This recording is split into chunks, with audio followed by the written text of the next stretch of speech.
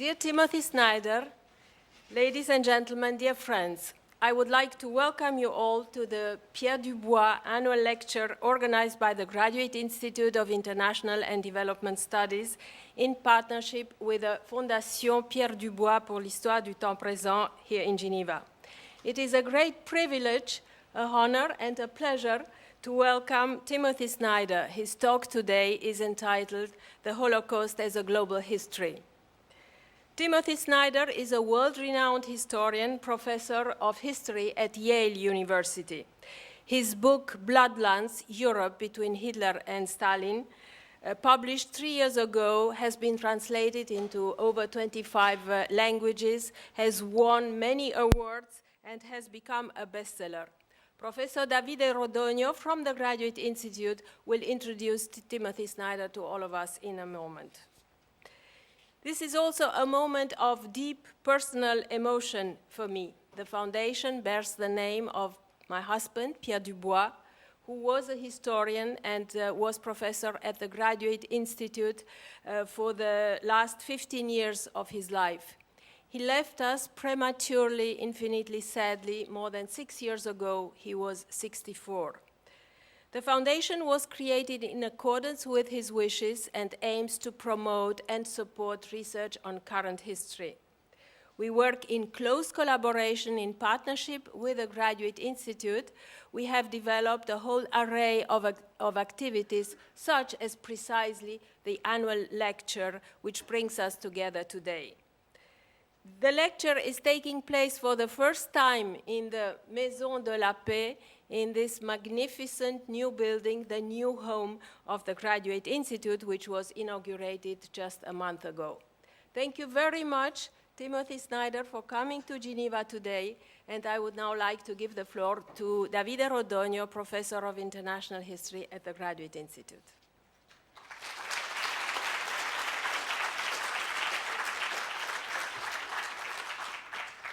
Chers étudiants, chers collègues, mesdames et messieurs, cher directeur, chère Irina, it is my privilege to introduce Professor Timothy Snyder and his new research, The Holocaust as a Global History. As we heard, Timothy Snyder is professor at history at Yale University, specializing in history of Central and Eastern Europe. He received his BA from Brown University and his doctorate from the University of Oxford.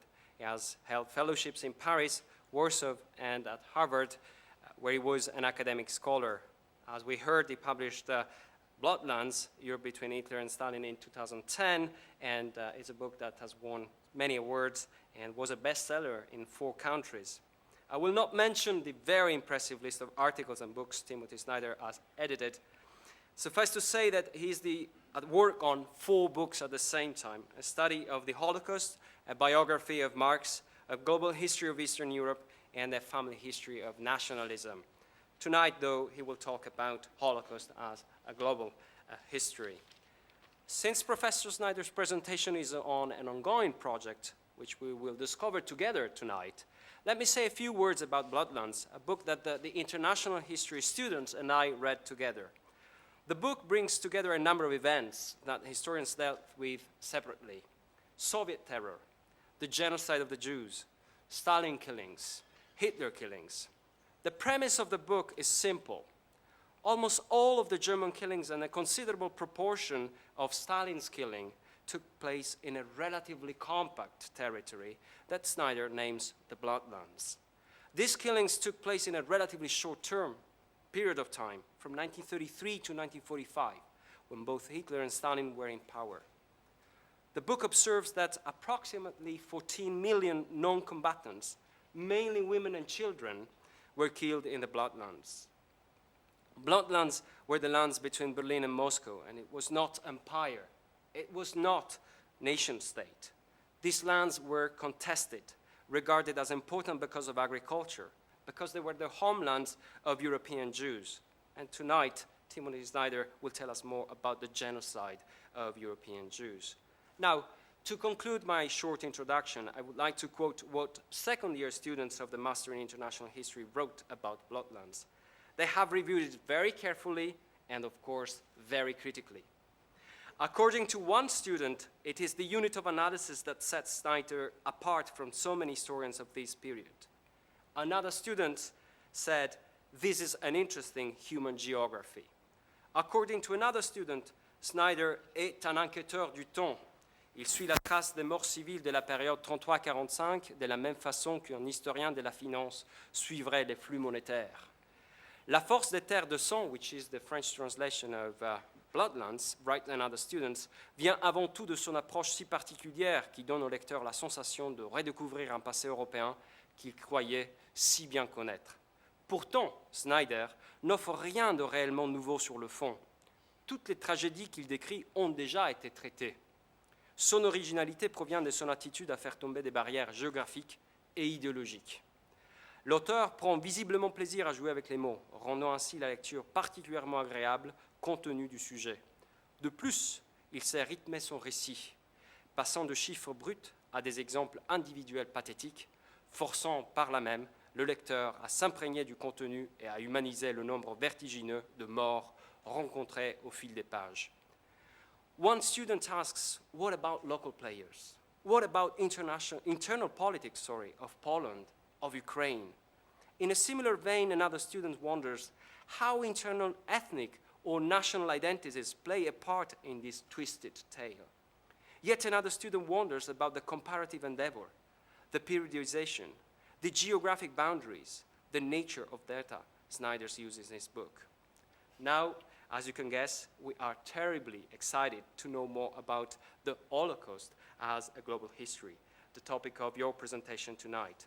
A topic that looks as important, intriguing, and innovative as your previous research, to which it also is certainly intertwined and related. Without further ado, Timothy Snyder, the floor is yours.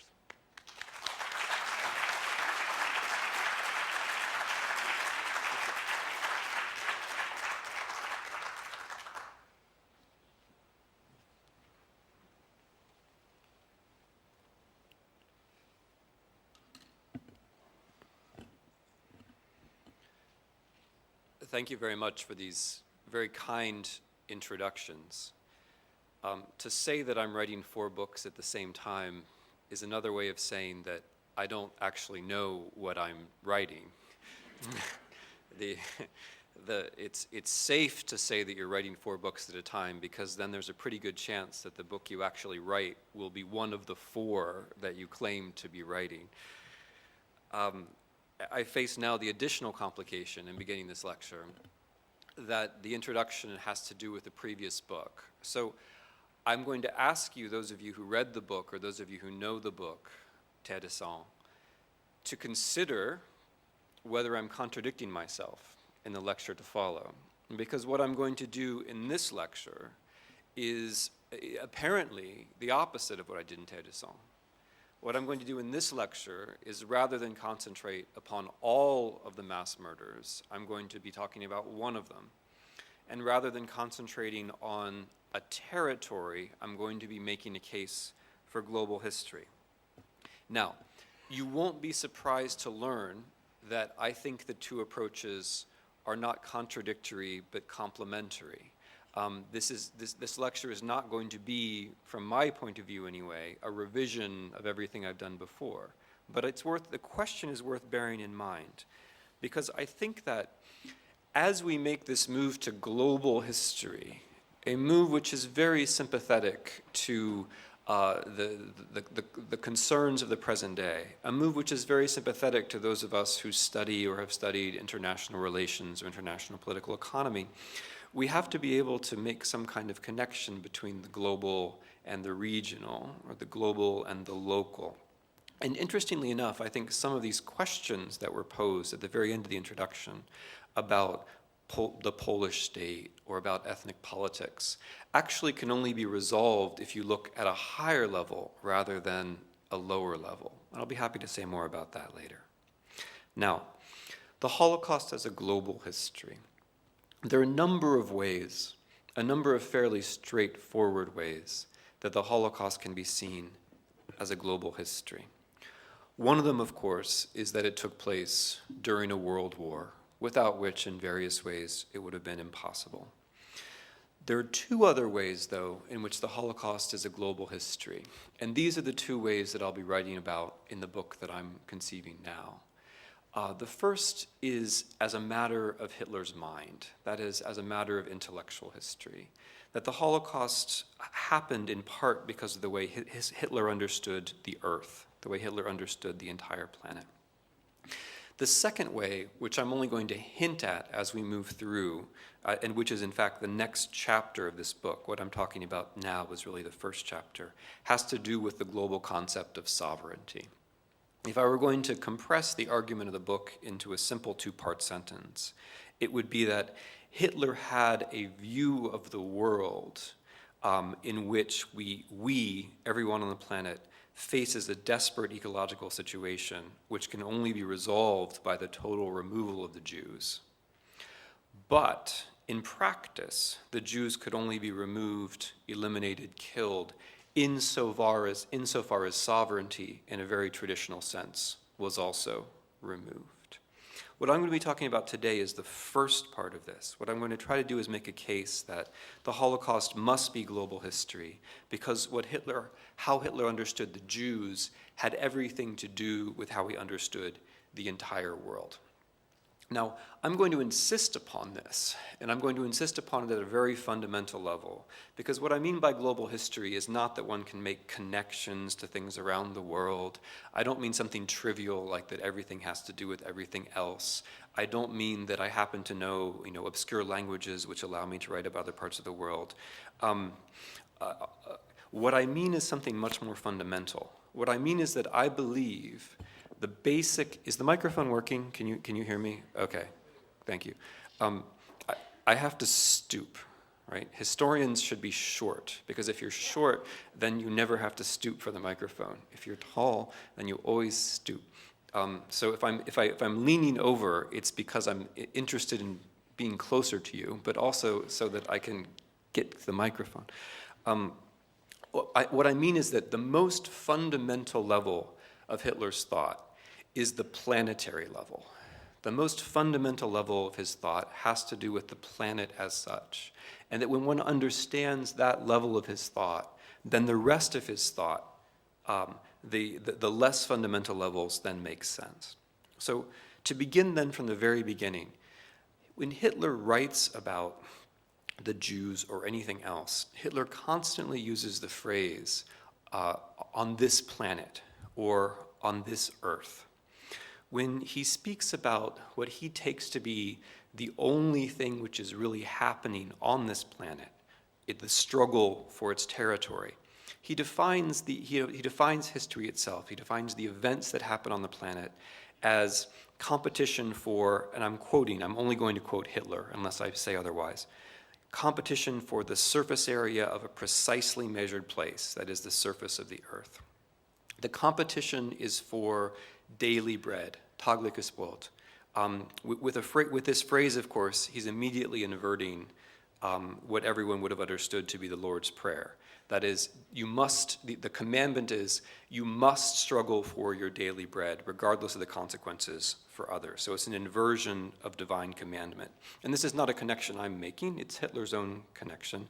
Hitler writes, if I can accept a divine commandment, it's this one, thou shalt preserve the species. So at the very fundamental level, at the most fundamental level, Hitler has an idea about the planet. The planet is a place where races compete, and indeed are morally obliged to compete for control of surface area. And what this competition means, again, he doesn't imply this, he's very straightforward, is that the strong who can control the surface area of the earth, the strong races, will propagate, and the weak will be starved. Starvation is a very central category for Hitler. So, the law of the jungle, as Hitler sees things, is the only law. It's the most beautiful law. It's the only ethic we have in the universe. It's all that's there.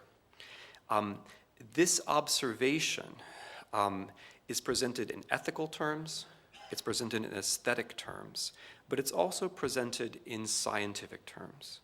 Hitler is describing the planet as though this description were a matter of science. At one point he says, the law of racial struggle on the earth is like the law of gravity in the universe. So it's about as basic, as fundamental as something can be. Now, when you make this sort of move that Hitler has made, and you'll notice that I'm taking Hitler seriously as a thinker. And I take him seriously as a thinker not because, I would compare him to Kant, but because his ideas had serious consequences. And it's at our peril that we say, oh, he was just a madman, or, he couldn't really use a typewriter, or whatever it might be. He could actually think, and his worldview was actually coherent, and that its very coherence was dangerous. So when you make this kind of move, when you say that nature is the same thing as politics, when all politics really is the kind of description of a struggle among races, you've done something rather important. You've basically reversed the entire history of Western political thought.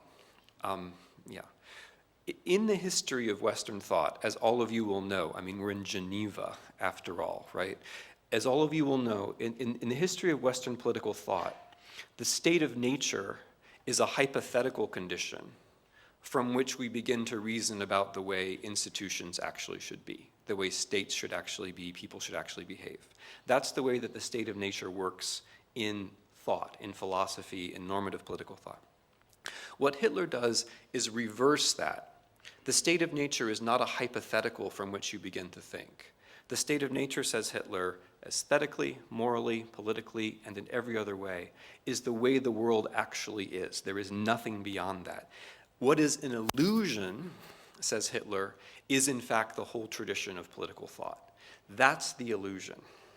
The idea that there was or could be any kind of social contract from the state of nature, that's the illusion. That's the thing you can toss away. That's the thing which is false and harmful, always illusory, always malicious. So Hitler is a kind of biological or zoological anarchist. What he takes to be real is not thinking about the state. What he takes to be real is only the struggle.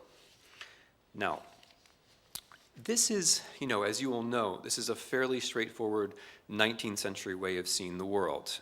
Even Darwin in The Descent of Man wrote, at some future period, not very distant, the civilized races of man will almost certainly exterminate and replace the savage races throughout the world.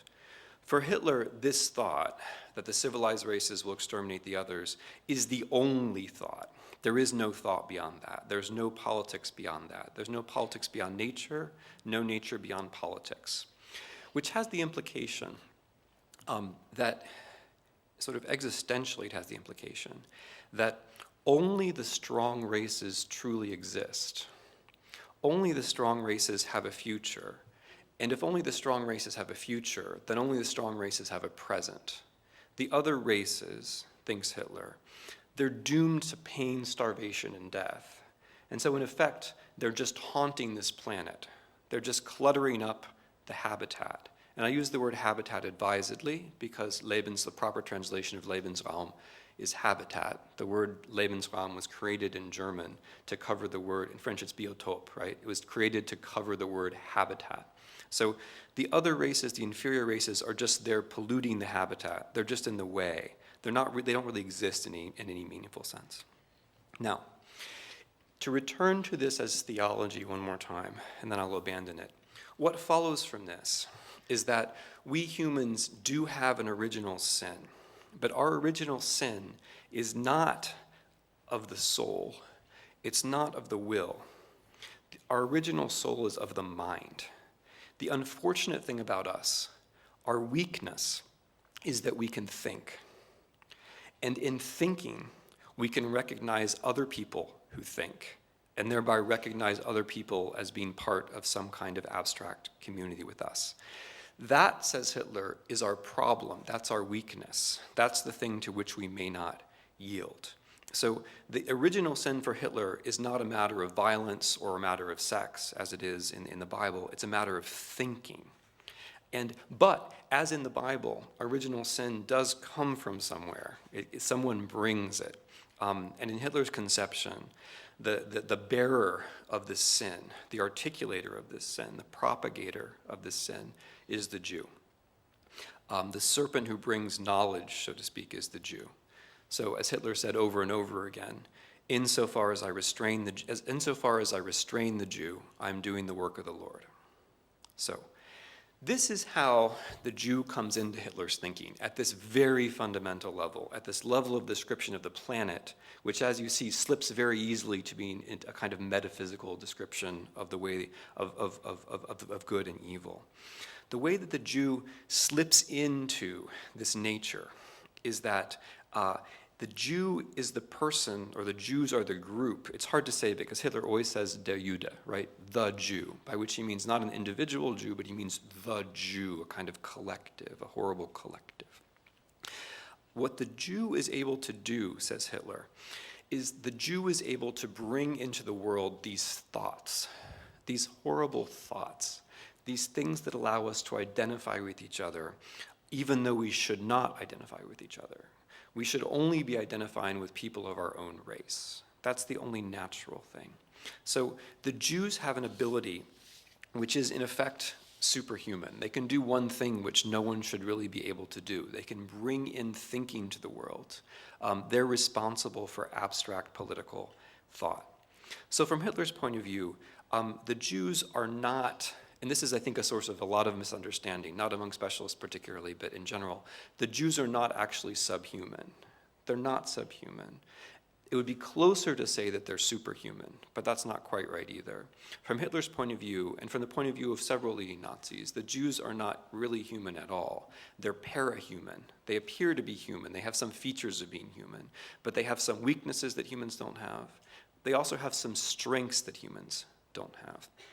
The only thing that can be done with Jews, given this situation, given their power over our minds, is to get rid of them in some way. That follows fairly obviously. So, there's a historical source of all of this, of course, and I won't spend much time on it because it can get complicated, but the fundamental historical source of all of this is the outcome of the First World War. Hitler was, of course, not the only person to be shocked by German defeat. All Germans, in essence, were shocked by German defeat. You can take your most righteous German, you can take a female Jew who was writing about solidarity and will later be killed by the Nazis. I'm thinking of Edith Stein. You can take pretty much anyone you want, and during the war, they were German nationalists. They were shocked that Germany could possibly lose. Thomas Mann is another classical example. But Hitler takes the German defeat not just as a kind of surprise and not just as a wound to national pride, but as a kind of key to everything else. If the Germans could lose this war, there must be a kind of metaphysical explanation. And the fact that the Germans lost the war during a blockade, the fact that the Germans lost the war while going hungry was for him particularly important. Now, if the Jews are a problem, then there must be an obvious solution. And one of the things you'll notice in Hitler's thought, as I lay it out for you, is that every time he lays out a problem which seems insoluble, the problem seems to contain its own solution. In this case, Hitler was a very typical German-style thinker.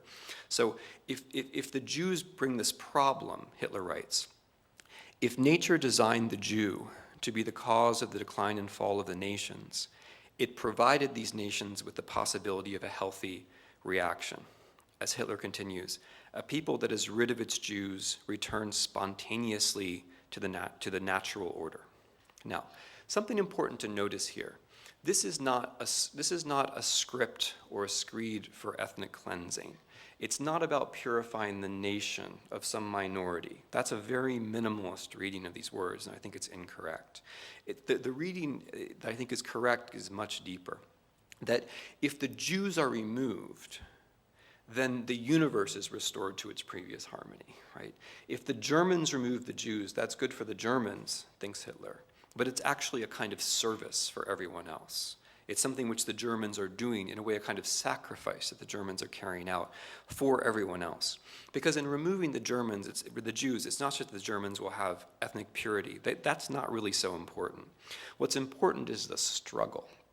What's important is the struggle. The service that the Germans would be performing by removing the Jews is allowing nature to return to this state of struggle, which is the only good, the only objectively good thing in the universe. Germans will be doing this, and in so doing, they will be objectively allowing the good to rise and objectively allowing the bad to fall to the bottom. That's the way Hitler sees it. So there's a couple of interesting things about this, which I want to draw your attention to before we move forward. One of them is, so if the Jews are not the Untermenschen, which they're not. I mean, occasionally the word Untermenschen is applied to Jews, but in Hitler's thinking, that's not really how it works. If the Jews are not the Untermenschen, then who is? Well, pretty much everyone else in Europe. I mean, there are a lot of Untermenschen in Europe, as it turns out. The Slavs are Untermenschen, and the Slavs are the largest linguistic group in Europe. So most people in Europe are, in fact, Untermenschen. So there is a kind of natural, the people to the east are largely speaking the Untermenschen. And if Germany conquers them, it's going to be colonizing. But here's the thing I want you to notice, which is very special about Hitler's approach to the world. I think perhaps unique, maybe one of you will correct me. But because of this logic, that the Germans should be outcompeting everyone else, and if they're not, it's because the Jews are stopping them. Because of this, everything the Germans do to win back their rightful place in the world will be simultaneously colonizing. That is, it will be what was seen at the time as the normal, healthy impulse of Europeans to dominate others. But at the same time, it will also be decolonizing, because the entire world is run by Jews. And insofar as you remove Jewish power, you're decolonizing. So the two major political impulses in Europe in the 20th century, colonization and decolonization, are simultaneously at work in Mein Kampf and in Hitler's other writings. You have both the impulse that you dominate others and the impulse that you're liberating the world at the same time. Okay. Now, the next basic thing about this thinking, which I want to get clear to you before I start going into the practical side of it, Hitler has a very particular understanding of science. One which is highly resonant, I think, today, at least in my native country. Hitler's idea of science is that science gives you a portrait of things. If you understand the world scientifically, that means you see that there's a natural struggle. Again, the natural struggle is a law like gravity. Science gives you a picture of the way things really are. It gives you a timeless problem. The timeless problem is the struggle of species and races to control food supply. What science does not give you is a paintbrush. It gives you a portrait. It doesn't give you a paintbrush. It doesn't allow you to change the world. And this is something on which Hitler insists with a particular ferocity which goes completely unnoticed, I think, in readings of Mein Kampf in the second book, because no one who reads these books is actually concerned about things like agricultural technology, which says everything about us and nothing about Hitler. We don't care about agricultural technology because we come from a world of plenty. This means we can't possibly understand where Hitler was coming from, or interwar Europe in general.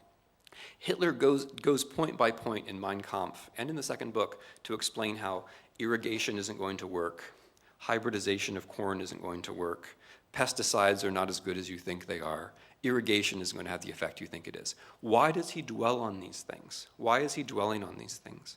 Because in Hitler's view, the struggle for land and the struggle for food is simply the way the world has to be. If science offered a solution, then we'd be in a completely different world where struggle wasn't so necessary. So from the point of view of actual European history, what's fascinating about this is that Hitler point by point denies all of the things which are actually going to happen.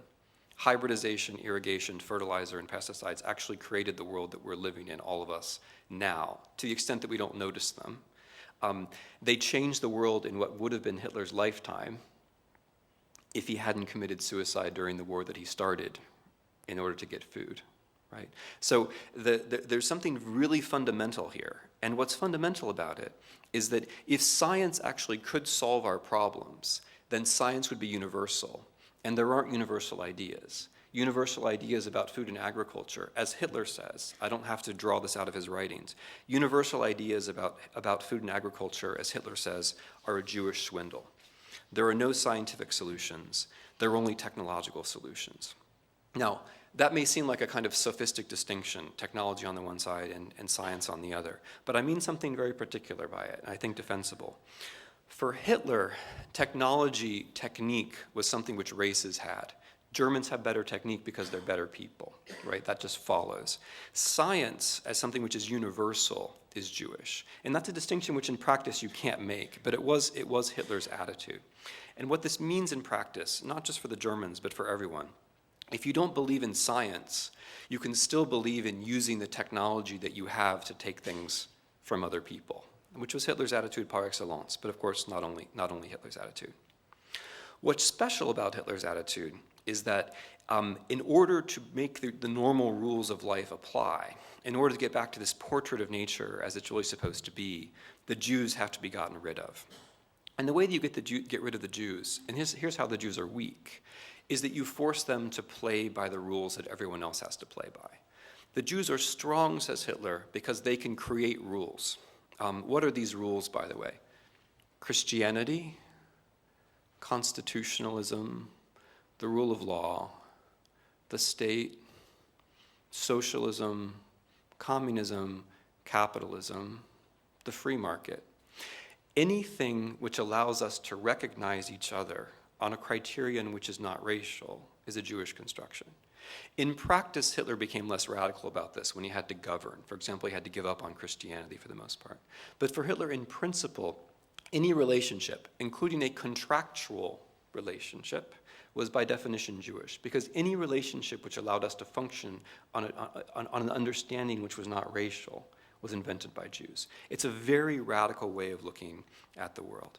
But, so Jews are very good at that, right? Because there are lots of states and constitutions and laws, and there is capitalism, there is communism, and there is liberalism, and so on and so forth. So Jews are very good at this sort of thing, apparently. But if you force them to play by the normal rules of struggle, then they'll do very badly. Hence the idea that the way to get rid of the Jews is to put them on some kind of black hole, put them in some place on earth where they have to struggle. And for the most part, for most of the years that we're talking about, the dominant idea was Madagascar, an island off the coast of Africa. When that proved impossible, then Siberia was the next idea after that. Some place which Hitler called, and I think this is very telling for the overall argument, an anarchic state on an island. So put the Jews someplace where the normal rules, that is anarchy, obtain, and then see what happens to them. Now, I'm trying to make the case that this is the fundamental level of Hitler's argumentation, this planetary level.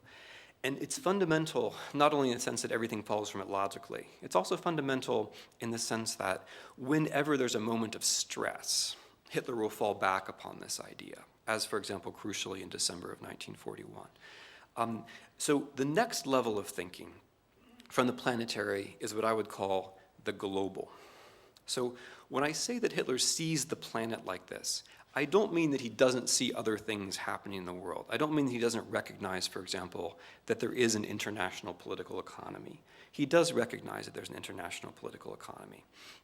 What Hitler thinks about this international political economy is that if you understand it properly, you'll find your way back to the planetary level. So how does this work, in fact? Well, Hitler's portrait of the planet is as though we were just animals and all we do in life is scratch food from the ground. Hitler's aware that this is not actually the way that we function. He's aware of this thing that we call globalization. He's aware of the interdependence of world markets. He's perfectly aware of that. And this is very important. It's hugely important for all of the things that Hitler says about starvation and so on, food, access to food. If you think about Hitler just as a planetary thinker, then you could think, okay, we're like, to use Hitler's own comparisons, we're like wolves, or we're like ants, or we're like the other species that he named, and we're just after food in a very simple sense. Now, if that's all Hitler meant, then Germany would be fine, because people in Germany weren't literally starving. I mean, even during the blockade, they weren't literally starving.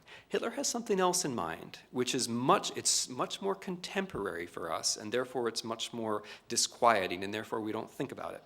What Hitler has in mind is that the current arrangement of the international political economy doesn't give Germans exactly the kind of food supply that they might wish. That's different from claiming that the Germans are actually starving, but Hitler conflates the two. So Hitler understands that Germany is literally self-sufficient in food, in the sense that if you pulled the workers out of the factories and put them to work in the fields, you'd have plenty of calories. Hitler understands that. What he wants is for Germany to be rich. He wants Germany to keep the factories, to continue to industrialize, to keep all that technique, but also to have enough soil that you can have agricultural modernity, that you can have meat in particular. And I realize this is ironic because Hitler was a vegetarian, so please nobody ask the question, but that Hitler understood that Germans wanted meat, that there's a threshold in social history across when you get meat and apparently you never go back again. Hitler understood that. No, it's a serious point, because in order to have meat in Germany, you have to import animal feed from other countries. All of this depends upon an international exchange, which Hitler understood. So Hitler understood that Germany is an international political economy. He understood that this means vulnerability. So when Hitler talks about German self-sufficiency, and he talks about agrarian utopias, he doesn't mean anything crazy like Germans going back and all becoming peasant farmers. He doesn't mean anything like that. He means Germany preserving industrial modernity, but going somewhere else and getting lots of territory so that they can have a higher agrarian standard of living at the same time. Now, in order to do that, you have to somehow get out of the British system. And you can't do it by beating the British, because the British have the only meaningful navy in the world, except for the Japanese, I suppose. You have no colonies.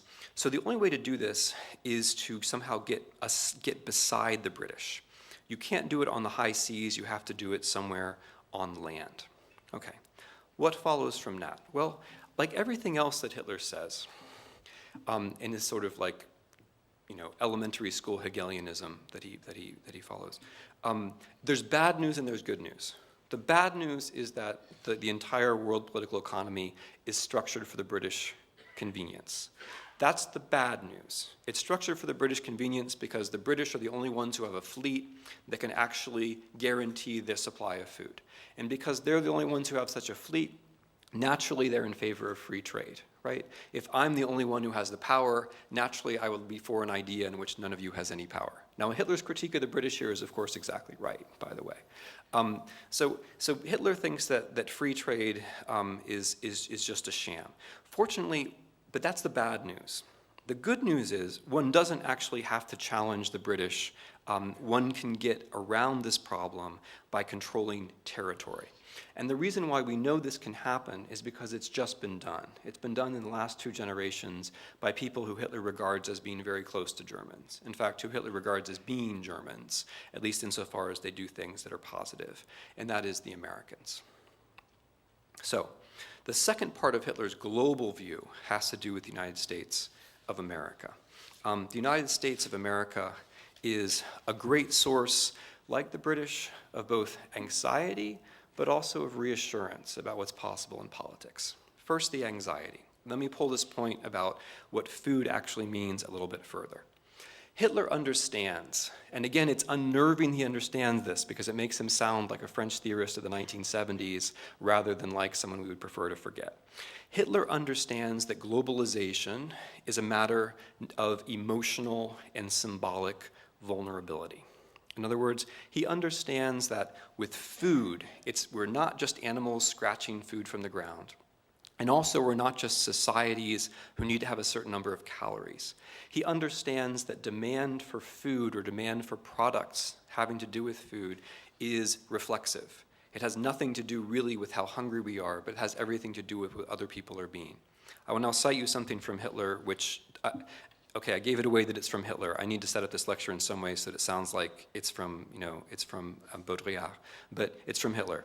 Through modern technology and the communication it enables, international relations between peoples have become so effortless and intimate that the Europeans, often without realizing it, take the circumstances of the American life as the benchmark for their own life, right? That's Hitler in 1928. So this means that, okay, it means something important for technology, because let's imagine that you have the best technology in the world. The Americans also have the best technology in the world. And if what you mean by Lebensraum is a standard of living that's the same as the American standard of living, then you have to have as much land as the Americans do.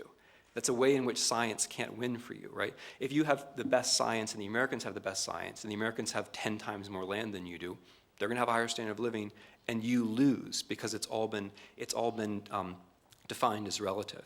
Now, here's where I want to make a very important point about the word Lebensraum, this crucial word Lebensraum, which Hitler himself only learns about in 1924 in the middle of writing Mein Kampf, and to which he gives an interestingly ambiguous meaning, but a very importantly ambiguous meaning. On the one hand, as I already said, Lebensraum means habitat. That's how the word enters the German language. It means habitat. It means the ecological niche inhabited by a species. On the other hand, Lebensraum is the comfort of living. Lebensraum is that place in your house where you can stretch out and look at nice paintings, have a nice meal, maybe read a book. That's also Lebensraum. And those seem like two very different ideas, but I would suggest that the importance and the political cleverness of Hitler's idea of Lebensraum is that he means both of these things at exactly the same time. In other words, he motivates all the emotional energy and political clarity of the idea of us struggling against the rest of the world so we don't starve. But what the struggle is really meant to provide is not just a standard of living which is above starvation. What it's really meant to provide is a standard of living that's No, don't look at your laptop and laugh. Please pretend like you're listening. Thanks. What he's looking for is not just a standard of living which is slightly above starvation, but one which is equal to what the Americans have. So Lebensraum combines these two apparently very different ideas. In other words, it's not that we have to kill tens of millions of people just so we can be alive. It's that we have to kill tens of millions of people so that we're as prosperous as the Americans, which is something very different, right? But it's packaged as though it were exactly the same thing. So Hitler reasons, so let me just quote from Hitler to make this clear. Hitler writes, the prospects for the American people, there was a Freudian slip. The prospects for the German people are bleak, which is then followed by, neither the current Lebensraum nor that achieved through a restoration of the borders of 1914 permits us to lead a life comparable to that of the American people. So prospects being bleak means we don't have the American standard of living. Or Robert Ley, who was in charge of relations with the working class, he says, and I think a very telling quotation, what the workers need is more habitat, okay, more Lebensraum, more habitat. What follows from that? The workers need more habitat, more culture, more beauty. Without these, the race will perish. So the notion of survival, the notion of perishing and survival is being related to things like culture and beauty for the working class, right? So we have worked our way, or Hitler has worked his way, in a kind of achievement which I think is very important for modern politics and for helping us to understand how Hitler is practicing modern politics and how he's not so distant from us as we might think in some ways. Hitler has worked his way from the survival of the fittest to the survival of the fattest. The survival of the fittest and the survival of the fattest turn out to be exactly the same thing in Hitler's thought. Now, this is where America comes in as a source of anxiety, right? Because obviously no one combines the survival of the fittest with the survival of the fattest better than the United States of America, then as now, right? In idea and practice. So it's a source of anxiety, but it's also a source of a positive model. The Americans have shown that this can be done.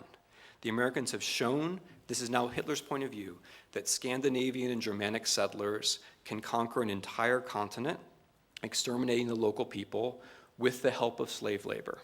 That's what the American experience has shown. This is from Hitler's point of view, this is a very reassuring example. It shows that a land empire, a frontier empire, can actually be achieved. Now, moving on to the third part of Hitler's global view of things. Where is all this land? Where is the land that's going to allow Germany to become a second United States of America? Where is the land which is going to allow Germany to circumvent the British stranglehold on the world? Let me make a slight side expedition here to Africa, because I think this is rather important. There are two continents that are being colonized while Hitler is growing up. The North America, obviously, and Africa. And these two continents and their colonization are on the minds of Europeans in the 1880s, 1890s. Hitler, as a young boy, as everyone knows, was reading Karl May and also playing at African wars. Germany, as we also know, had colonies in Africa in the 1880s, 1890s, which it lost with the First World War. Now, what I don't want, and they did all kinds of dreadful things in Africa, but not very differently than other Europeans. What I don't want to say is that the Germans colonized Africa, therefore there was a Holocaust. I don't actually think that makes any sense. What I do want to do is make a different sort of connection. The connection that I want to make is between America and Africa, between the normal way of looking at colonization. The worst thing that the Germans did in Africa was a certain policy of extermination of the Herero and another tribe in Southwest Africa, where they drove them all to an island called Shark Island. They let them die there. That's pretty much about as bad as it got. But the person who carried this out, a general called von Trate, said something really interesting about this. He said, in justifying this policy of extermination, he said, "The natives must give way. Look at America." So the point, I'm not saying all this just to be incredibly self-critical about the United States. I leave that to my Americanist colleagues because that's their only theme, right? So I don't want to intrude on that. But I'm saying this because it gets across a kind of universal sense about what colonization was thought to be in the late 19th century. Now, this is relevant directly for Europe in the early 20th century in a way which is very hard for us Americans to grasp, and I'm going to see how well it works on Europeans.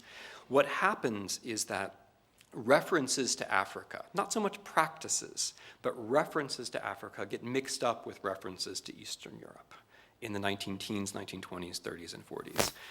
In Germany during the First World War, there's talk of replacing Polish migrant laborers with African migrant laborers, for example. In the occupation of Western Germany by the French, as many of you will know, a huge to-do was made of the fact that the French used African colonial troops. So Africa and Europe get mixed up a bit in the minds of many Europeans, certainly Hitler himself.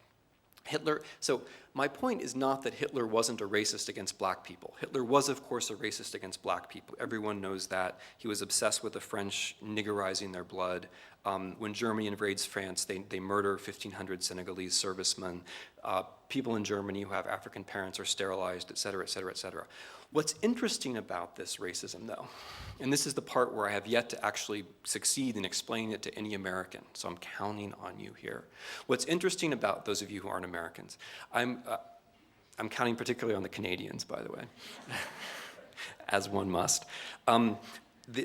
What Hitler did was he regarded what we Americans would see as white people as being African, right?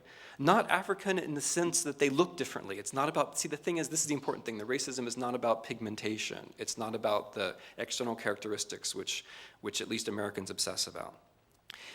Ukrainians could be niggers, and were. Ukrainians were called niggers. Other Europeans were called by the names that colonialized African peoples were called. Other Europeans were also subhuman. They were Africanized, so to speak, in the way that Hitler talked about him and the way that other leading Nazis talked about them as well. And that word nigger in particular is rather important here because that was the default. Now, I'm trying to lead you to the territory that Hitler wanted in an unexpected way, because the way that Hitler thought about Ukraine, which is of course the breadbasket, which is of course the colonial booty that Hitler thinks is going to change everything, the way that Hitler thought about Ukraine has to do not just with the fact that Ukraine happened to be next door. It mattered that he was able to look at Europeans and see in other Europeans colonial subjects. It mattered that he was able to look at other Europeans and see in Europeans Untermenschen, people who were going to be exterminated, people whose only destiny was to starve or to work for the racial masters. That's very important. In other words, there's a classic colonial logic going on here. Wherever you need something, the people who inhabit that territory are inferior. Now, we're used to thinking that that's a totally natural way for European colonialists to look at the rest of the world, right? What's of interest here is that it's being applied to Europe itself, and thoroughly, enthusiastically, without any reservations whatsoever. So Hitler says, on the one hand, I need the Ukraine so that no one can starve us again like in the last war. And what's intolerable about Ukraine, again Hitler, it's intolerable that the life of the peoples of the continent depend upon England. Ukraine will one day be the granary of Europe. He goes on, it's inconceivable that higher people painfully exist on a soil too narrow for it, while amorphous masses who contribute nothing to civilization occupy infinite tracts of soil that is one of the richest in the world. He goes on, the Slav is a born mass of slaves crying after its master, and so on, right? So the basic idea is that Ukrainian soil is what's going to transform the world. Ukraine is that place which, once Germany holds it, Germany can free itself from the world political economy. Germany can have its higher standard of living. But it's inhabited by people who don't deserve what they have. So, again, as with all of Hitler's political arguments, there's good news and there's bad news. And then there's more good news. I mean, if you're inside Hitler's mind, it's good news. The good news is this land is here. Now, someone is running this land. And from Hitler's point of view, the people who are running this land, the Soviet Union, are Jews.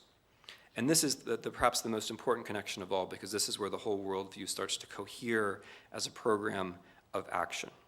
The fact that the Soviet Union is a Jewish state, from Hitler's point of view, is an opportunity. Because, and again, by the way, the idea that the Soviet Union was a Jewish state, it's one of these many ideas which Hitler held along with lots of other people, but just took the idea to much more radical conclusions. So, for example, Woodrow Wilson thought that the Soviet Union was a Jewish state. Catholics from Spain to Portugal, Catholic priests, preached that it was a Jewish state throughout the 1920s and 1930s. It was a pretty widely held idea that the Soviet Union was Jewish and Jews were somehow connected to the Soviet Union. But for Hitler, this is a connection which actually enables an entire program of global action.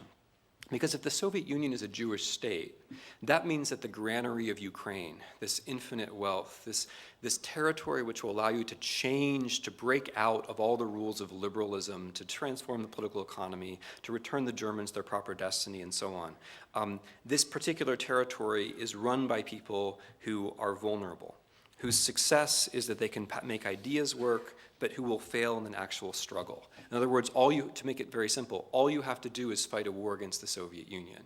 All you have to do is attack the Soviet Union. If you attack the Soviet Union, if you kill some Jews, that state will collapse. Then the Slavs will come back into their normal condition of dependence, not upon Jews, but upon Germans, and you can do whatever you like with them.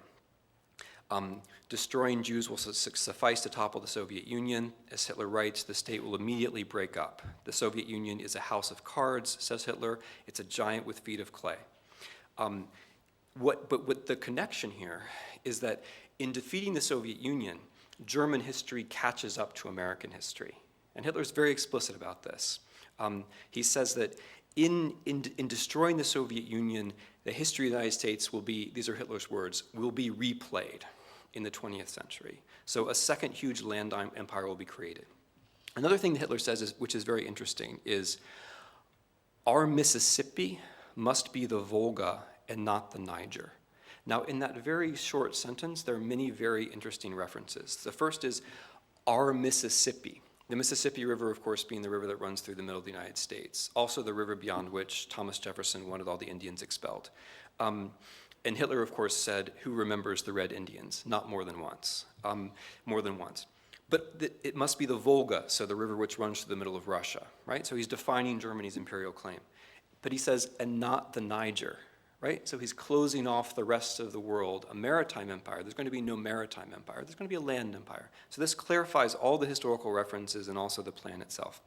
And then as he says, a similar process will repeat itself for the second time as in the conquest of America. Of course, what follows for the local population is the most terrible famine. And eventually in German planning, it becomes very explicit that tens of millions of people are going to be starved to death.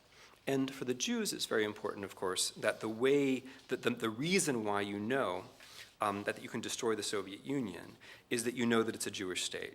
And if you put the Jews in a condition where they actually have to fight, where they actually have to take part in the supposedly natural struggle, they'll lose immediately, right? So so an attack on the Jews is simultaneously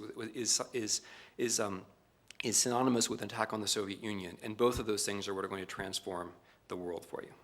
Now, this is how Hitler sees the world. What I've been trying to stress is that the way that Hitler sees the Jew and the way that Hitler sees the world are connected, and not just in the sort of basic sense that we all know about, that he regarded the Jews as being a global threat. That was true, and he believed that the Jews had to be removed from the planet, but also at another level, at the global level, that there was a global order. That global order was defined by the Soviet Union, the Americans, and the British, that there was a way to transform this global order, but that transformation had to begin precisely with an attack on the Jews. Now, let me just close with a few of the implications of this that may not be so obvious. I mean, the first implication, just to repeat and to make this obvious, to make this clear, the Germans are in a particularly unfortunate place in the world, but that can actually be changed. The world can be transformed. The power of the Jew is a curse, but it's also an opportunity. The second implication of this is that you have to have a war against the Soviet Union. I realize you've already figured this out. You have to have a war against the Soviet Union, and it has to be as soon as possible. It has to be as soon as possible because the Soviets are vulnerable, but also because the Americans are getting more powerful year by year, right? Hitler sees something, and again, like you sort of prefer it had been a French poet in the 1920s who makes these points, but Hitler sees in the 1920s that the Americans are going to be the next superpower. He's convinced of this. He's convinced it's inevitable. The best you can do is try to keep up with them. They can't possibly be stopped. All you can do is establish your own frontier empire before it's too late, before, as Hitler says, the Americans run the world. The stuff about the Americans, by the way, is in Hitler's second book from 1928. There's a bit in Mein Kampf. A lot of it's in the second book. The second book, although it exists in English in a beautiful translation, very well annotated by a wonderful historian, is almost never read in the United States. I will leave you to decide why that might be. So you have to attack the Soviet Union as quickly as possible. You have to starve millions of people. You have to resettle millions of others. And of course, the attack on the Soviet Union is also an attack on the Jews. Another implication of this is that this war, when you begin it, again to repeat a point I already made, but which I hope now will be clear, will be simultaneously a colonial war with all of the emotional motivation which goes along with that. You will be carrying out the healthy European mission of dominating inferior peoples, but at the same time it will be a decolonial war because you'll be liberating yourself, but also the entire world from the horrible grip of the Jews. So in this way of seeing the world, you have both a colonial and a decolonial motivation and logic working at exactly the same time, which is one of the reasons why this thinking, I think, was so powerful in a world which was defined in the middle of the 20th century precisely by the encounter of colonial and decolonial thinking. Another implication of that is this. The Jews are doomed by this logic either way. Okay?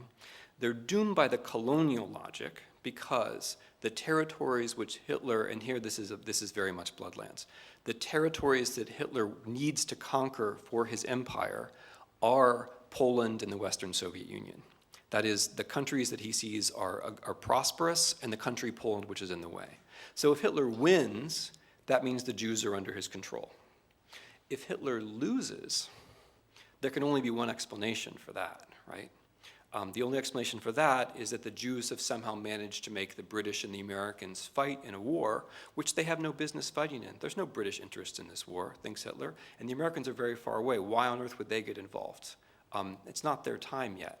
So if the British and the Americans do get involved, this is going to be the fault of the Jews. Now, the reason I stress this is not just something that Hitler says in 1941.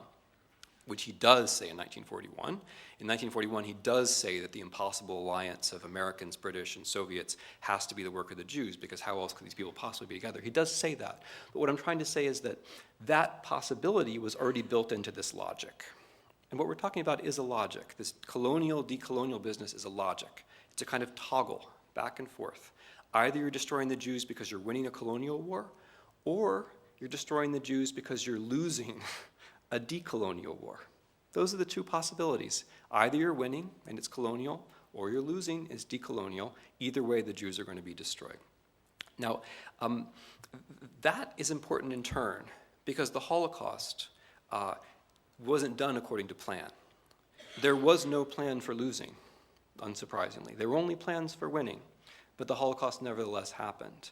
And so in order to understand how it happened, we have to understand that there was this kind of logic built in. Now, the final thing I want to leave you with is what I take to be the obvious problem with this argument for Hitler, but also for me at this point. And that is that this thinking is heavily anti-political, right? I characterize it as a kind of biological anarchism. It's a description of the world which is coherent, but how on earth could something like this be implemented? How on earth, for example, could you take over the German state with this kind of thinking? Obviously, these were things which Hitler wasn't telling to the Germans, at least for the most part. More, how could you actually conquer Europe with this kind of thinking? How could you motivate one state to conquer other states with this kind of thinking, which doesn't even embrace the idea of the state, and in fact, which denies the significance of the idea of the state rather explicitly? I take it that that's the fundamental problem with this kind of argumentation. And I'm just going to leave you with that thought, perhaps anticipating the criticism, but also leave you with two parts of an answer. The first part is the Balkan part, because Hitler had one more very important global reference neglected. The ones that I've mentioned, the Soviets, the British, the Americans, Africa, those have all been attended to various extents, some more than others. There's another interesting global reference which Hitler had, which was the Balkans. And when I said before, these are the kinds of things which Hitler could never say to the German public, probably the positive Balkan example is number one on that list.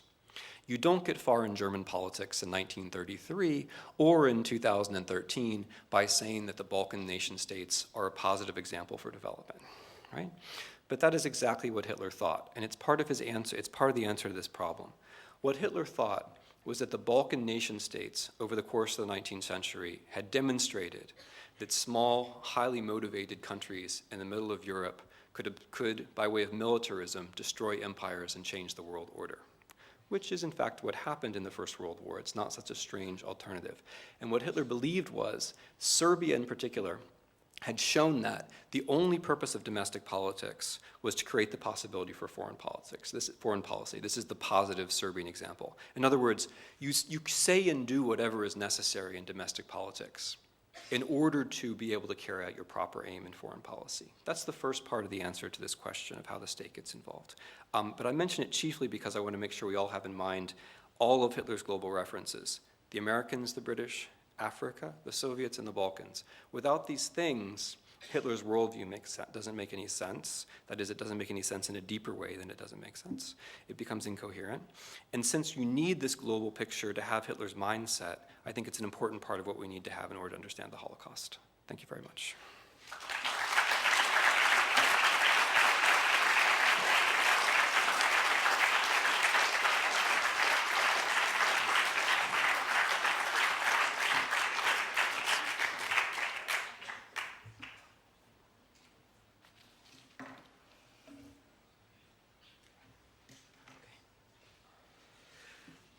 Thank you very much for this very thoughtful and incredible lecture that you offered us, and for let us traveling inside Hitler's mind, I would say. I don't know if this is a pleasant or extremely unpleasant travel. And also for letting us know more about how Hitler saw the world and the Jews. I'm going to open the floor straight away. We've got 15 minutes. Professor Snyder, I've asked if you could ask, well, first of all, if you can introduce yourself very briefly and ask short, straightforward questions so that he can answer to as many as possible. Thank you.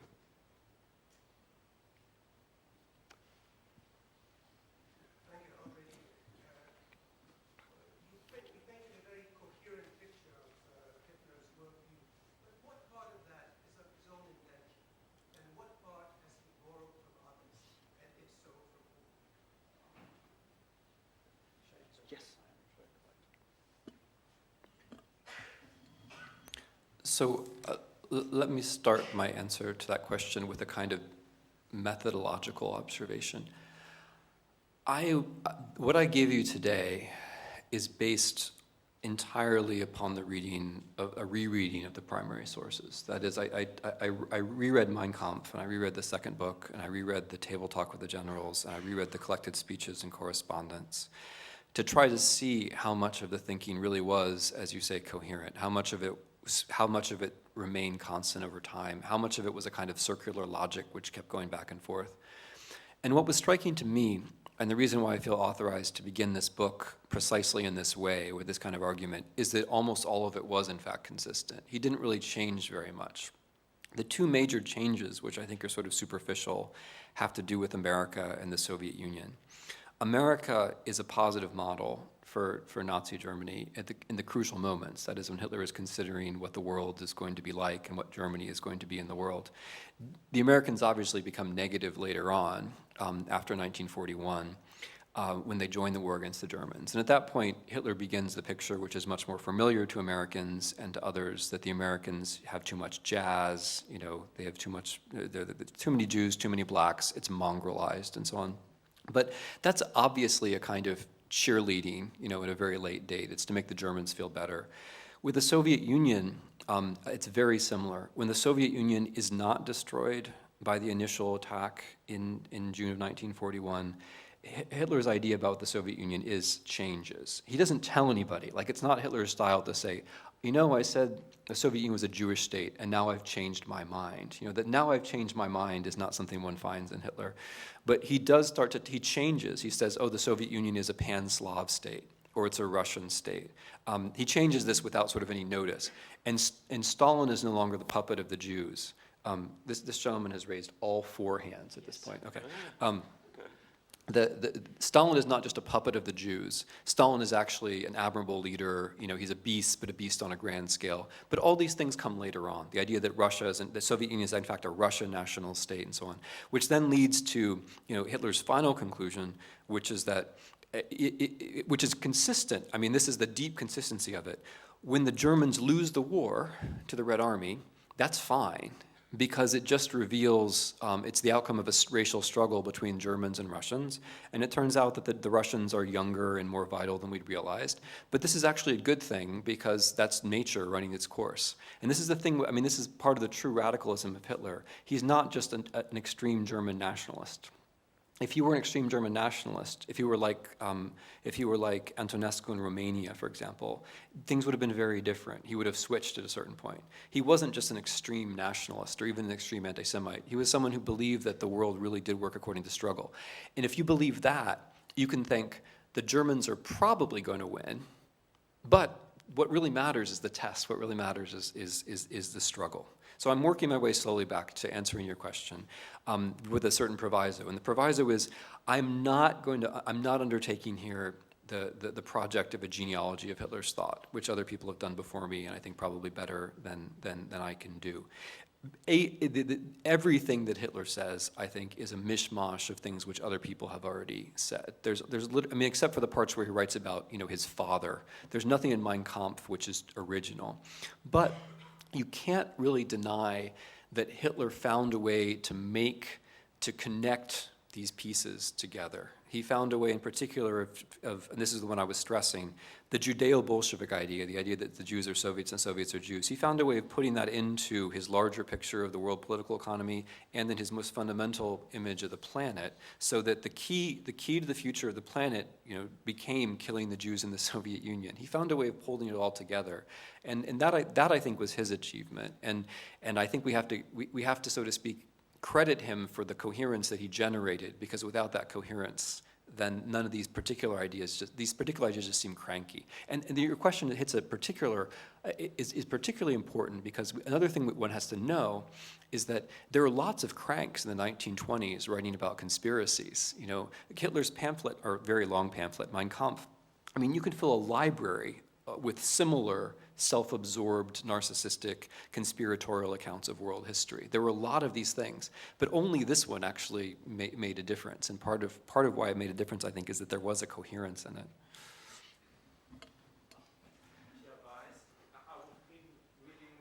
Being one of your students, in particular, reading chapter 2 and the following, and the other 3 books you didn't mention tonight, which role do you give to the Molotov and Ribbentrop Pact?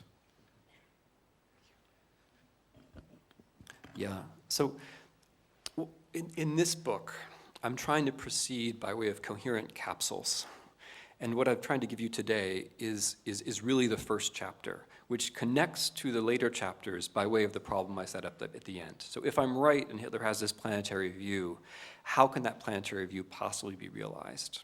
And the answer to that is very close to the answer to your question. Because what I then try to work out in the succeeding chapters, 2, 3, 4, and 5, is first of all, how the existing states in Europe dealt with Jews. Which is, it seems like an obvious question, but it's generally set up in such a way that in books about the Holocaust, things are going badly in Germany, and things are also going badly everywhere else, and that's all you really need to know. But that's not, I think, so helpful. Because I think that in Germany there is this somewhat subterranean notion that the Jews are a danger to the entire planet and have to be removed from the planet, which you don't really find in circles of power, for example, in Poland, which is where the largest number of the Jews live. And so you have to ask yourself, what does it matter that the Polish state exists? And then what does it matter that the Polish state is destroyed? I think that's a very fundamental, sort of a basic kind of Arendtian or even, a Rousseauian question. What does it matter that a state exists, and what does it matter that it's destroyed? And so what I do in the second chapter is I then pair Germany and Poland. I tell the story of Hitler rising to power, which I don't tell here, this is all ideas, in parallel with political developments in Poland, so that one can see what the similarities are, but one can also see what the differences are. And the differences are quite significant. I mean, among other things, the Poles support a state of Israel, which is kind of fascinating. They actually covertly support a state of Israel. They fund and they arm and they train Irgun to make trouble for the British, in a story which has gone completely unnoticed. So, but in a way that's a kind of random detail, because the fundamental thing is, in order to understand the Holocaust, I think, you have to have the existence of other states besides Germany in mind. And then you have to see that what's happening in Germany with the SS and the camps and so on is not just repression in Germany. It's not even primarily repression in Germany. It's preparation for state destruction elsewhere. The people who can actually carry out the creation of racial struggle, the production of racial struggle, are the people who are prepared to destroy other states, i.e. the Einsatzgruppen, right? So the SS in Germany is bad, but everything which happens in Germany in the 30s is in a way only a kind of preface for what's going to happen elsewhere. Which brings me to the Molotov-Ribbentrop Pact. There's a lot of state destruction now which happens. So the fall of Austria is very important. The fall of Austria leads to a dramatic acceleration in many of the policies of the final solution. Similarly, Czechoslovakia. And it's the fall of the state that's so interesting. What happens when Austria concedes on March 11th, 1938 is extraordinary, just from that one day to the next. But with Poland, you have a very special case, which is that Poland is the first time Hitler gets to fight a war. He fights a war deliberately trying to destroy the state and all the people who could support the state. And he does it with an ally. He does it with the Soviet Union. So this creates an extraordinary situation where not only is Poland thoroughly destroyed, we have two states invading it, each of which is concerned to destroy the elites. The Soviets are much better at it, by the way, than the Germans are. But it also sets up a kind of political tension for the future, because in the places that the Soviets get as a result of the Molotov-Ribbentrop Pact, the German-Soviet alliance of August 1939, you then have the possibility of the Germans posing as a liberator in the Baltic states, for example. In eastern Poland, it's weaker. It only really works with the Ukrainians. The Germans can't invade Poland a second time, and you generally can't invade the same country twice, and the second time say you're the liberator, right? I'm trying to think of an example. So they couldn't really do it with Poland, but with the Ukrainian minority in Poland, they could do it, and with the Latvians, the Lithuanians, and the Estonians, they could certainly do it. And this creates a political opportunity for them, which is also an emotional opportunity. Because, of course, the nature of Soviet oppression is not that the Soviets come in and they oppress you in some totalitarian way, like from above. They come in and they force you to vote, they force you to report on your neighbors, everybody gets involved. And this means that when the Germans come and the Germans say, the Jews were the Bolsheviks and the Bolsheviks were the Jews, this is a tremendous opportunity for emotional relief on the part of the people who were actually occupied. I mean, sure, some of them hated the Jews, and sure, some Jews were involved in the system, but the fundamental truth is that most people involved in the system were not Jewish. The huge majority were not Jewish. But when there's a canalization which happens here, there's a channeling. If all of the collaboration is the Jews, then the mass of us who aren't Jewish and who collaborated can attack Jews and literally cleanse ourselves, Selbstreinigung, literally cleanse ourselves of our own participation in the Soviet system, of any blame for it. And along the way, we can collect a lot of property before the Germans realize what's going on. So that story is one that I devote a couple of chapters to trying to tell. The Molotov-Ribbentrop Pact, to make it short and abstract, creates a very unusual situation, not just the destruction of a state, but a double destruction, where one major power destroys a state, and then another major power comes in and destroys that state. And it's in that dynamic that you actually have the first mass killings of Jews. So the way I end up arguing it, and this is empirically easy to demonstrate, the Holocaust only happens, or it happens insofar as sovereignty is destroyed. But the Holocaust only starts insofar as sovereignty is destroyed twice in a short period. And that's where the Molotov-Ribbentrop Pact comes into this story.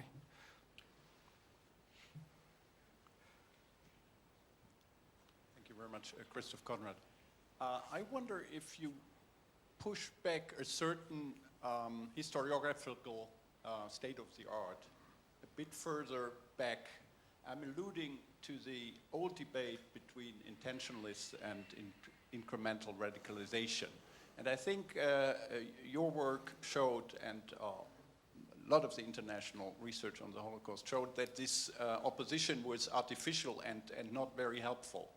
But in your reconstruction of Hitler's thought, you are very much going back to a one-man intentional causality of the Holocaust. And frankly, I would have loved to hear more about the sovereignty thing, because there I think you have a little way out to, to a different kind of structural thinking. But still, what you did here is very impressive in a even emotional sense, but on the level of analytical historiography and causal historiography, I think it's a step back, I would say. Yeah, this is something I think that you need for an explanation of the Holocaust. And let me say a word about why I think that's true.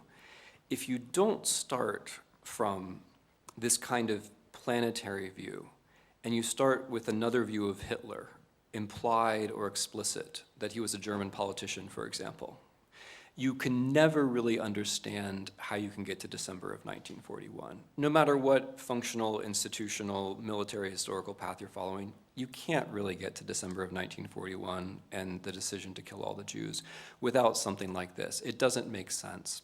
No functional argument, no combination of functional arguments will get you there. So I hope I'm not taking a step back. At least I hope the only step back I'm taking is the one that allows you to see more clearly. But this, for me, is the overture to the same kind of synthesis that I created in Bloodlands, but in a higher level. Because in order to see, what I mean to do is to resolve this problem of Hitler's intentions and institutions, not at the level of German institutions, because that fails, right? You can't explain the dynamism of the Holocaust just in terms of Hitler's intentions in German institutions. It only makes sense to put those German institutions and the human beings who incorporate those institutions, male and female, beyond Germany in certain kinds of settings.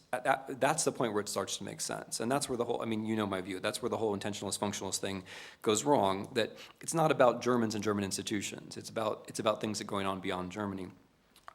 Most of the perpetrators of the Holocaust are not German, for example. Almost 97% of the Jews who were killed in the Holocaust are not German Jews. The only way you can possibly make the Holocaust make sense is to go beyond. Now, I'm trying to make an argument of the same sort here, and I hope you'll find it more convincing later on, having to do with statehood as such, where this is the setup, right? This is what Hitler actually thinks about the world. And the execution then, as Hitler doesn't fully understand, is going to depend upon the success of destroying states. And if I can make that argument, which I hope I can, then hopefully I'll be overcoming the problem, which I'm perfectly aware of. This chapter it has to create a certain coherence. And for it to be coherent, I can't then constantly nudge in and say, but as Hitler learned in 1940, or Hitler, I can't do that. That comes later. Here I have to create the coherence, because the coherence does have a certain power. And then we have to imagine, the coherence is also a problem, because anything which is coherent can't be true. Anything which is coherent can't be true. Coherence is only a kind of power that you use against the world, because the world's plural, right? And then the question becomes how this coherence can be used. And then I go into the argument that I tried to very gently set up in response to Professor Bois' question, namely that within Germany itself, this meant surprisingly little. It meant much more in Austria and Czechoslovakia, still more in Poland, still more in the Soviet Union. And I can't spell out the entire argument here, but just to go down to a kind of what I take to be a very telling example. In France, the largest victim group in France in the Holocaust were Polish Jews. Not French Jews, Polish Jews. And the reason for that is that statehood followed them. Statehood and state membership and statelessness followed them wherever they went. So that, and they understood this, which is so interesting. So Polish Jews in France in 1939, when the Soviet Union and Germany invaded Poland, they flocked to the Soviet embassy. Why? Because they loved the Soviet Union so much? No, because they understood that Poland had ceased to exist, and that if they wanted protection from a state, they had to get it from the Soviet Union. So if they were from Eastern Poland, they went to the Soviet Union. And then the Soviet Union was destroyed in 1941, and they were in the same predicament before. And Vichy authorities then were much more likely to send them to their deaths than anywhere else. And so even though there are obviously many more French Jews in France than there are Polish Jews in France, more Polish Jews in France were killed. So I'm trying actually to make, I hope, the kind of big synthesis that I'm hoping you're praising me for in the previous book, but I'm trying to do it at a higher level, and that requires me, ironically, to make a much grander overture about Hitler's ideas at the beginning. And then you're right, I have to recover from that. Like the whole rest of the book has to be a recovery from that. The whole rest of the book has to answer the question, how could this outlandish coherence actually be put into practice? The fact that it was, though, means that we have to try. I think we have to recognize the outlandish coherence and then try to figure out how it actually could be brought into life precisely because it was to such a great extent. Okay, we have 4 questions, 1 question here, 3rd row, and then 3 questions here. And then we'll be finished. Yeah.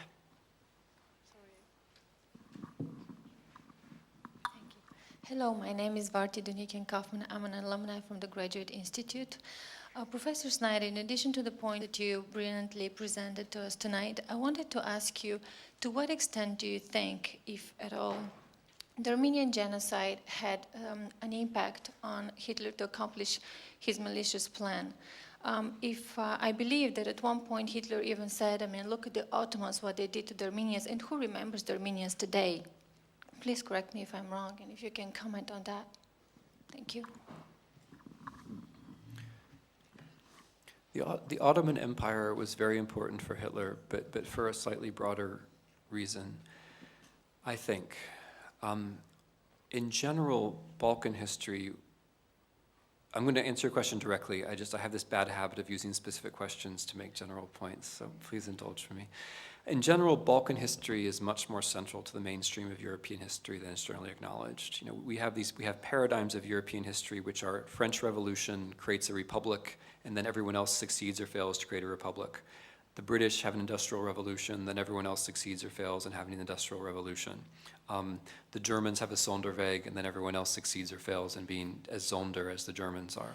But in fact, I think the Balkans are much closer to the mainstream of European history, where the Serbian and the Greek efforts, successful efforts to have a nation state, and the inherent weaknesses of nation statehood are much more indicative of what's going to happen in Europe later on. The whole 20th century of Europe, I think, can be understood in terms of the Serbian and Greek model, not the French model, becoming the models for Germany and Italy, which are national unifications, which lead to national monarchies, which look a lot like Greece and Serbia. Again, I can say the kinds of things that Merkel cannot say.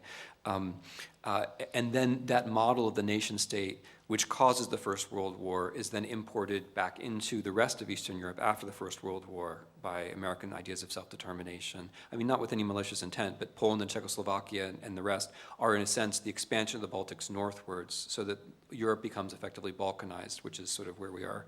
Well, I don't want to say where we are today, that makes it too simple. But the reason why the Ottoman Empire is important for the history of Europe is that it's a decolonization inside Europe. which shows this kind of combination of national liberation movements and the end of empire in one place in Europe. And then the Germans and the Soviets are going to play this out at a higher, bloodier level later on. So the thing which I find interesting is that in Mein Kampf, Hitler understands all this. Like, Hitler understands how important the end of the Ottoman Empire was. He thinks if the Ottoman Empire can fall apart in this way, that's a small-scale example of what can be done to the world as a whole. So the Ottomans are very important. The Armenian genocide for Hitler, he might have said that. I mean, I wish I could give, there were several people at that meeting, one person noted it down. So it's quite possible that Hitler said that. I think he probably did say that. The context, though, is very interesting. It was not actually about the Jews at all. If he did say it, the context was about the Poles. He said it in the context of the invasion of Poland. And the invasion of Poland was also, in our terms now, a genocidal operation in which the idea was that you were going to go into the country, wipe out the educated classes, turn everyone else into a mindless group of slaves who are going to be educated in a pidgin German dialect so they can't even express themselves properly. And the idea was to go into Poland and turn it into a kind of colony where, as a result of deliberate shooting, starvation, and then the reformation of the population into a kind of backward subhuman mass. So when if he did say, who remembers the Armenians today, it was right before the invasion of Poland, and the context was something like, we're going to do to the Poles what happened to the Armenians. So that's the way that it works, if it works.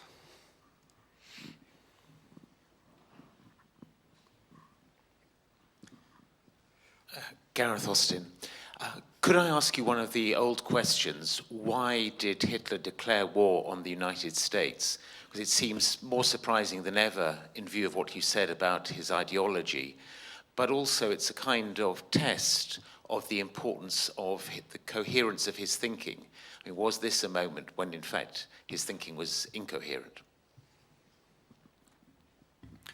Yeah, so one of the reasons that I agree with Arendt and with Arendt's diagnosis of National Socialism is I believe that she's right that it was coherent, and I believe that its danger lay precisely in its coherence. Where coherence doesn't just mean a straightforward story, but coherence means the ability to incorporate, the dreadful ability to incorporate the stuff that happens along the way into your story. So I try to suggest how it would work with the Americans. The Americans are a positive example. The Americans show what can be done. And the Americans really should be minding their own business. And this is, Carl Schmitt theorizes this famously in his idea of Lebensraum, where the Americans are a territorially, how does he say that? Territorially foreign power. And territorially foreign powers have they have the right to the Monroe Doctrine, says Schmitt, and then says Hitler. I mean, Hitler responding to Franklin Delano Roosevelt about Munich says, you have the Monroe Doctrine. We've got Eurasia, essentially. So the idea is the Americans are a kind of positive model.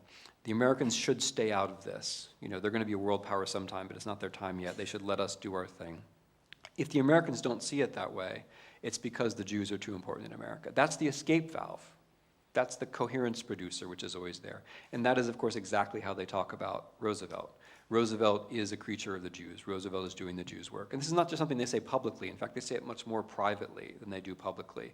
Both the public and the private are in Jeffrey Herf's very good book about this. FDR is doing what he's doing because there's a Jewish plot, and the Jews are getting America into war. Now, that gets me to the hard part of your question, which is why declare war on the United States in December of 1941 when it seems like you don't have to? And the answer is, from Hitler's point of view, and now I have to get into sort of the military history of it. From Hitler's point of view, what was happening was two things. The first was America was already at war with Germany de facto. In giving Britain the destroyers in exchange for bases, in giving Britain Lend-Lease, in shooting down German U-boats in the Atlantic, America was already de facto in the war. And the main reason America was in the war was because America was such, and here's where it's consistent, America was an enormous economic power, and its economic power was clearly behind the British. And that's what really mattered. In that sense, the Americans were already committed. So declaring war on them was just, was a kind of opportunity to be seen to be taking the initiative. The second thing, which again has to do with the military history of it, is the Japanese. Because Hitler thinks that the Americans are in effect already in the war, right? The Japanese attack on Pearl Harbor doesn't look like bad news. It looks like good news. Because if the Japanese don't attack Pearl Harbor, you're facing the scenario of the Americans invading Normandy in 1942, so to speak. Right?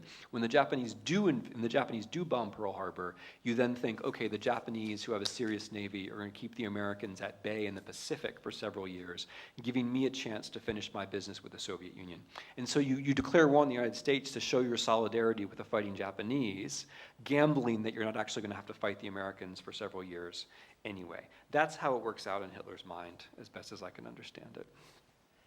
We have time for the last two questions, and there are two students that have asked. Can you ask your question one after the other? Is that okay with you? Thank you. Anna Birdsey. I just had a question. In Modernity and the Holocaust, Zygmunt Bauman argues that every ingredient of the Holocaust was normal in the sense of being fully in keeping with everything we know about our civilization and of proper ways to pursue happiness with a perfect society. And I was just wondering, in your forthcoming work, how will you square your more focused narrative and the reading of primary sources with this broader connection with modernization, the Weberian dangers of bureaucracy, and placing the blame on broader modern society and civilization? Yeah. Thank you. Oh, sorry. My name is Benjamin, a history student also. My question is, to what extent Stalin, the Russian, understood that the philosophy of Hitler meant that he was going eventually to invade Ukraine and Russia? So in other words, to what extent this logic you explained to us today was clear and transparent for the rest of the world before they did invade Russia? Thank you. Okay, these are great questions, and I wish I could have more.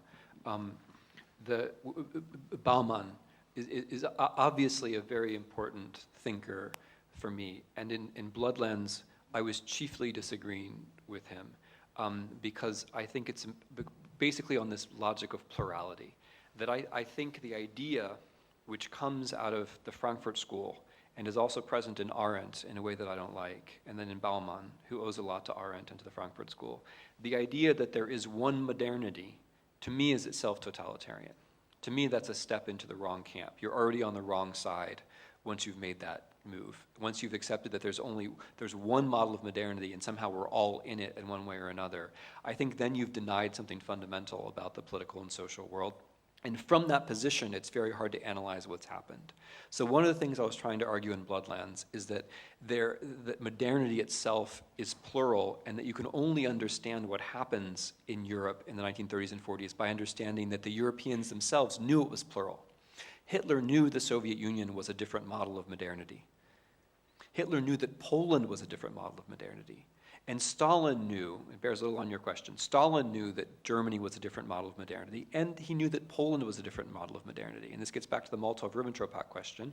One thing which Stalin and Hitler agreed upon, and they were basically right, and the Poles, in a sense, the Poles would have agreed to, is that the Polish model of modernity was that you have a political class of limited size which exercises certain responsibilities for both politics and culture, and it's called the intelligentsia.